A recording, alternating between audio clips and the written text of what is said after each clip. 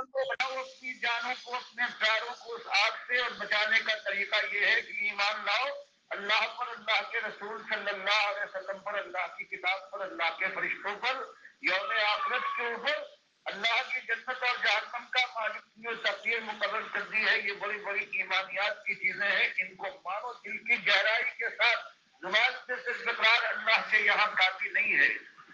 اور اس کے بعد توبہ تم نے کی ہے، اس کے بعد ایمان کو تازہ کرو،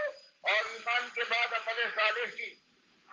باری ہے کہ اللہ کے سامنے سب سے پہلے عمل صالح میں اللہ کی بندگی، اور یہ نماز ہے، اپنی پوری شرائط کے ساتھ اس کو ادا کرو. اللہ نے مجھے توفیق دی ہے، امید ہے کہ آپ سے میں بچ جاؤں گا، اور بال بچوں کو یہی تربیت دے رہا ہوں. تو بھائیو، تم بھی اللہ کا کھاتے ہو، اللہ کی دھرتی پر زندگی گزارتے ہو، اس کی ہواؤں میں سانس لیتے ہو، اس کی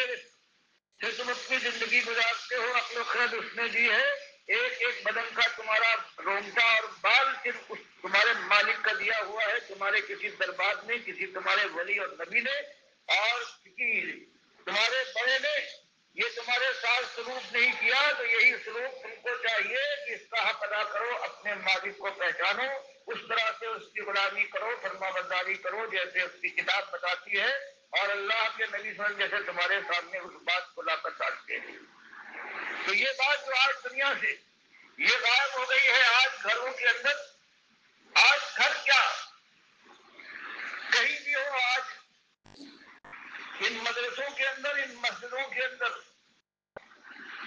بڑی بڑی جو محفلیں کہلاتی ہے، عقل و خرد والے لوگ ہیں ہر جگہ. کہیں آج آخرت کا ذکر نہیں ہے، کہیں جہنم کا خوف اور جہنم کی سختی کا کوئی ڈراوا نہیں دیتا، ایمان کی بات نہیں اٹھتی. اور جو کچھ ہے بس یہی ہے، یہی دنیا ہے کہ کیا کھائیں گے، اور کھانے کے بعد شراب پھینکیں گے، کیا پہنیں گے، کتاب ڈالیں گے، کیا دیکھیں گے کہ جن کی یاد تک فراموش ہو جاتی ہے، اور کیا سنیں گے سریلے بول کہ جو بلا دیں گے، اور کیا بنانا ہے، اور کیسی سواری ہوگی دسترخوان پر، کیا آئے گا، لباس کا کیا انداز ہوگا. ہر جگہ ساری دنیا میں آج یہ جو مسلمان کہلاتا ہے، اس کے سامنے یہی ایک بات ہے. اور اللہ کی کتاب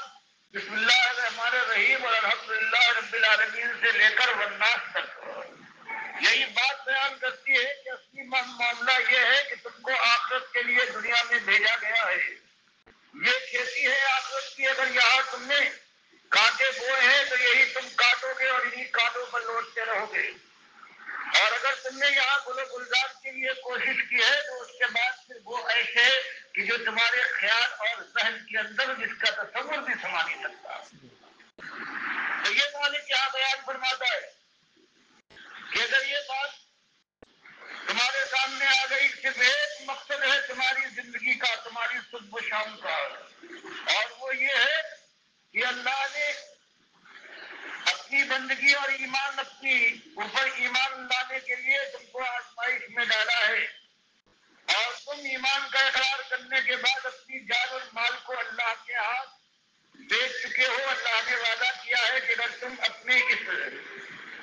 خرید و فروخت کے معاملے میں سچے رہے تو تم کو جنت دے گا، تم کو جہنم کی آگ سے بچا کر ہمیشہ کی بادشاہی کے سپرد کر دے گا. تو جب مسئلہ یہ ہے تو اس کے بعد پھر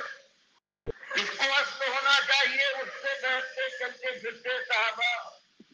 کے زمانے میں ایک ایک چیز جو اصلی مومن ہے،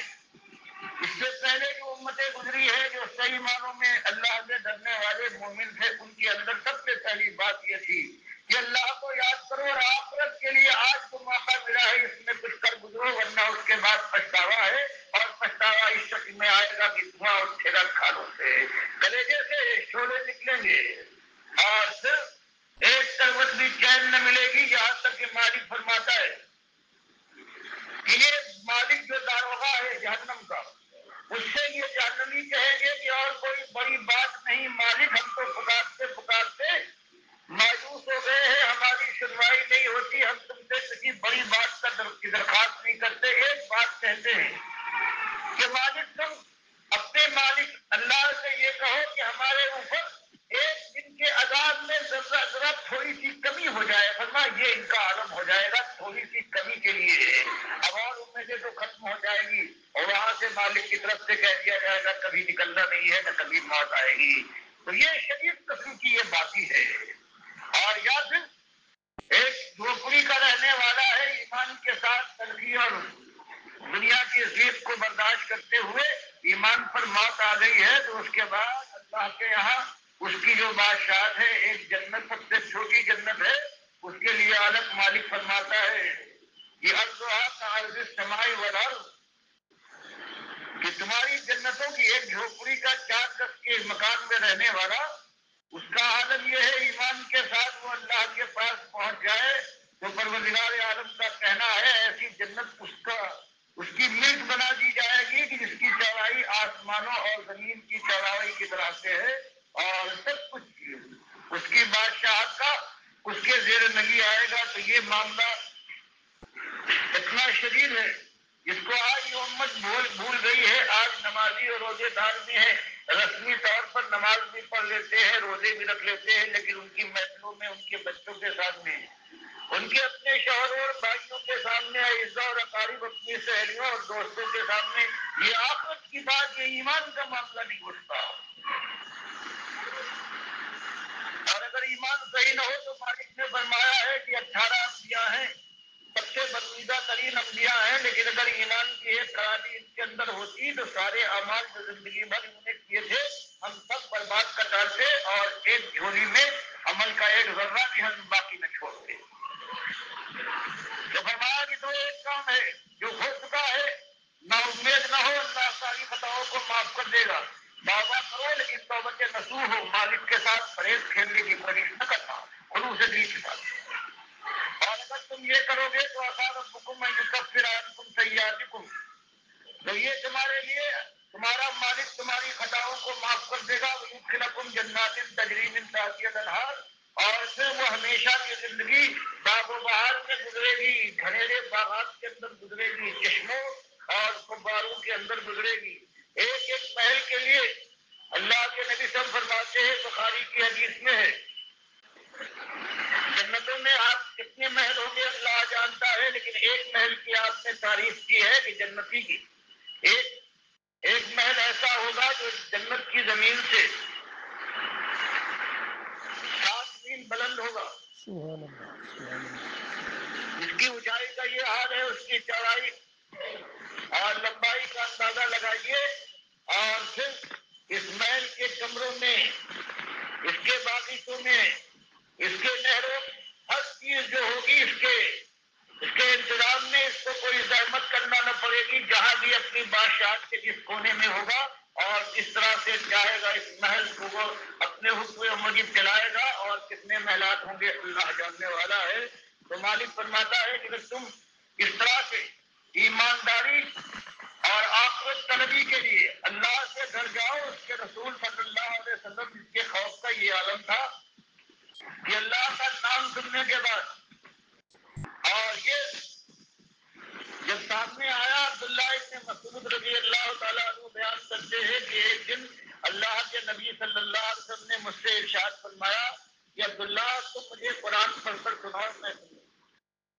تو میں نے ان سے عرض کیا کہ آپ اللہ کے نبی صلی اللہ علیہ وسلم ہیں, آپ کے اوپر قرآن اترا ہے, میرا کیا منہ ہے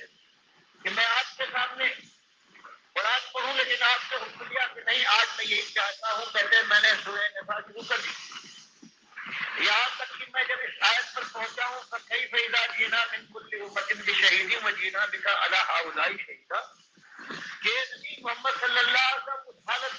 جو اپنے خیال میں لائیے کہ جب قیامت کے دن ہم ساری امتوں کے رسول اور انبیاء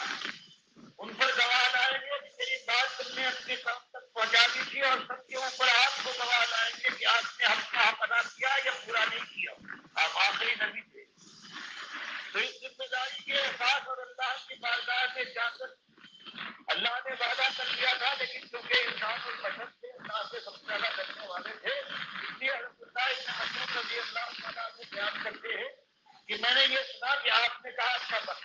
اور میں نے کچھ آواز سے یہ محسوس کیا کہ یہ عجیب طرح کی آواز ہے,